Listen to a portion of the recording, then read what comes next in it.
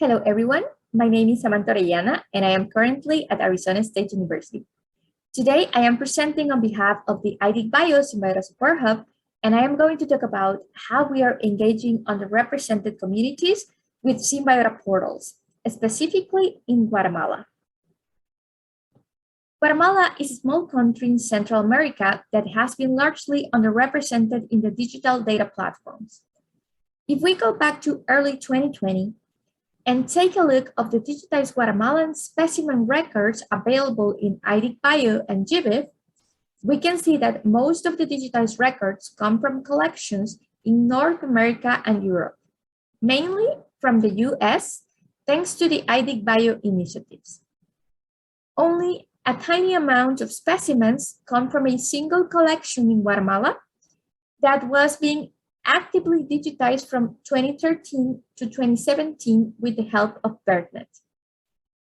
After that, no one else was publishing data from the Guatemalan collections. As a Guatemalan, and as I started to learn more about digitization, I became really interested on changing that. I arrived to the ASU Bio collections on the fall of 2019, and I started to use Symbiota portals to digitize the collection as a part of my research. As many of you probably know, Symbiota is an open source biodiversity data management software that allows to generate online biodiversity portals. The main team, the Symbiota Support Hub, is located at Arizona State University and is currently funded by IDIC Bio and the NSF. Most of the Symbiota portals have a certain taxonomic and regional scope, such as SciNet, focus on the herbaria of Arizona and New Mexico, and ECDICIS, focus only on entomological collections. Then the Guatemala portal is focused on all kinds of collections from one specific country. So I am going to tell you how that happened.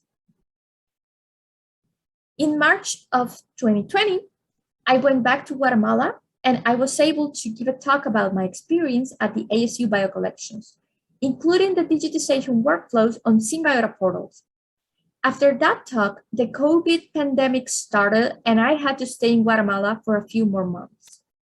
So I continued to engage local curators with posts on social media about personalized trainings through Zoom. Many of the curators became instantly interested in digitizing their collections. The lockdown also helped to appreciate the benefits of having access to the collection to these online portals. So on July of 2020, I was back in Arizona, and after just a few months of doing these personalized interactions and trainings with the local curators, basically talking to my colleagues in Guatemala, we had several collections being digitized across different Symbiota portals. We were using ECDICIS for insects, CSB Col for vertebrates, InvertEBase for marine vertebrates, and Neotropical Flora portal for the herbaria. By September of 2020, the Symbiota Support Hub was still not active, but Ed Gilbert and Nico Franz were really interested in supporting the Guatemalan collections community. They helped us to generate a new Symbiota portal just for the country. So, as you can see, the initial success of this portal was that we found a community that became completely engaged and excited about having a proper platform to manage and share their collections. Also, a very important detail about this new customized portal was the availability of a front end in Spanish, which was really appreciated by the community. So, these numbers can give us some idea on how successful the Guatemala portal has been since 2020.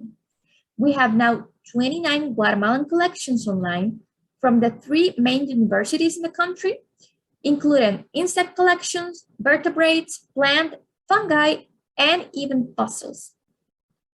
We have more than 28,000 records, more than 5,000 images, and more than 4,000 species in our portal. Since its creation, the Guatemala Symbiota portal has become an important tool for researchers as they can manage their data live and directly online. Here is an example of the digitized record for a new species of salamander described and published last year by Guatemalan researchers. Another important aspect of the Guatemala Symbiota portal is that this is also a Symbiota installation for GBIF. So we have also contributed to increase the representation of specimen records from Guatemalan collections in this global platform. From 4,000 records from one collection, we now have added more than 21,000 records from 21 collections. This represents an increase of almost 500% of specimen records from Guatemalan collections, not counting the 7,000 records still available only in the Guatemala portal.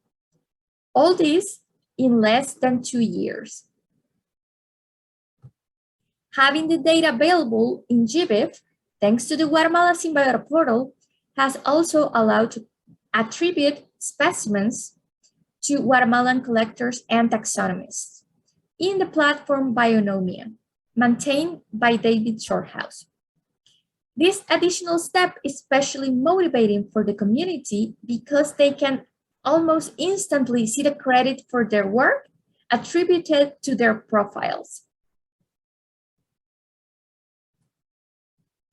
So all the numbers are great to understand the success of the Guatemala Symbiota portal, but to me personally, the most successful part has been just being able to work with the collection community in my country and to provide them with a tool that makes their work easier. We are here at Arizona State with the Symbiota Support Hub, but the credit for all this work goes to the curators, researchers, students, volunteers that keep contributing to this digitization adventure in the collections of Guatemala. Additionally, we have been able to engage audiences beyond the collections through constant posts on social media about our digitization activities.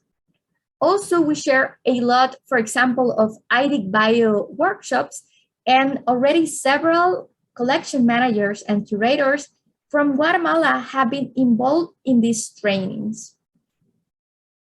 All this outreach with the Guatemala portal activities and the continuous improvement of the documentation in Spanish has also become a platform for engaging other communities in Latin America, especially from Symbiota portals already active in Mexico and Ecuador.